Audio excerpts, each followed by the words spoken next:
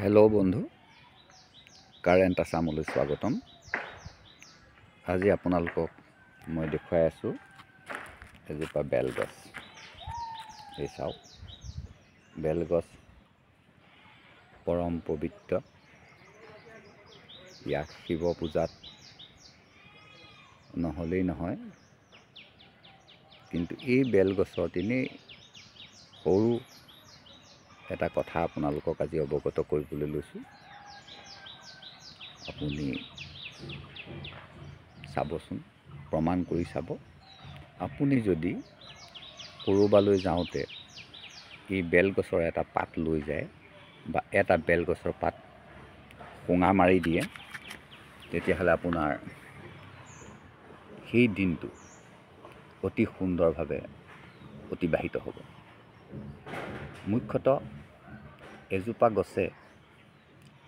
এজোপা অন্য গছে যিমান অক্সিজেন দিয়ে, এই বেলজোপাই 75%, তাৰ তুলনাত 75% অক্সিজেন প্ৰদান কৰে, অৰ্থাৎ উৎপাদন কৰি আমাক যোগান ধৰে। সেইকাৰণে এই বেলগছ আমাৰ ঘৰত থকাটো অত্যন্ত বাঞ্ছনীয়। প্ৰকৃত সনাতনী হিন্দু ধৰ্মৰ লোকসকলে নিজৰ ঘৰত এজোপা বেলগছ ৰোপণ কৰে। এই যে বেলজোপা মই দেখুৱাই আছোঁ, এই বেলজোপাৰ বয়স হৈছে 200 বছৰৰ ওপৰত। এই বেলগছজোপা থকাৰ কাৰণেই বুলি আমি অনুমান কৰোঁ, মোৰ আইতা 90 বছৰ, মোৰ দেউতা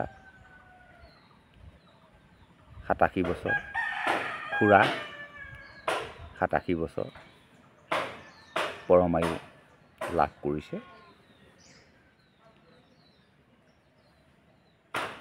মই মোৰ নিজৰ কথাটো নাজানো কিমান দিন পৰমায়ু লাভ কৰিম, কিন্তু এই গছজোপাৰেই মহাত্মা বুলি ভাবিছোঁ, কাৰণ আমি শ্ৰদ্ধা ভক্তি কৰি আহিছোঁ। দুজোপা বেলগছ আছে, এজোপা দুজোপা বেলগছ। আজি আপোনালোকক এই বেলগছৰ বিষয়ে অকণমান কৈছোঁ।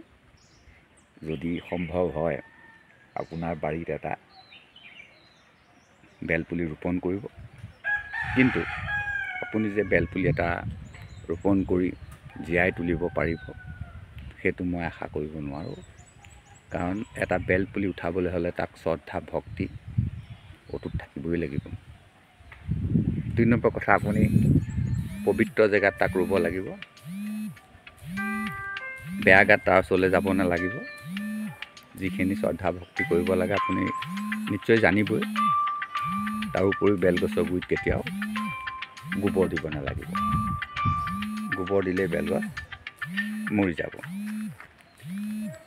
হেল্ল' বন্ধু, বেছি দীঘলীয়া নকৰোঁ। ইয়াৰ বিষয়ে আৰু বহুত ক'ব লগা আছে, ইয়াৰ ঔষধি গুণৰ বিষয়ে ক'ব লগা আছে। সেইখিনি নিশ্চয় পাছত অৱগত কৰিম। আজি বেছি দীঘলীয়া নকৰি মোৰ ভিডিঅ'টো ইমানতে সামৰণি মাৰিছোঁ। আপুনি ক্লিক কৰাৰ কাৰণে অশেষ ধন্যবাদ জনাইছোঁ। আগলৈকে লগ পাম বুলি আশা থাকিল। ধন্যবাদ।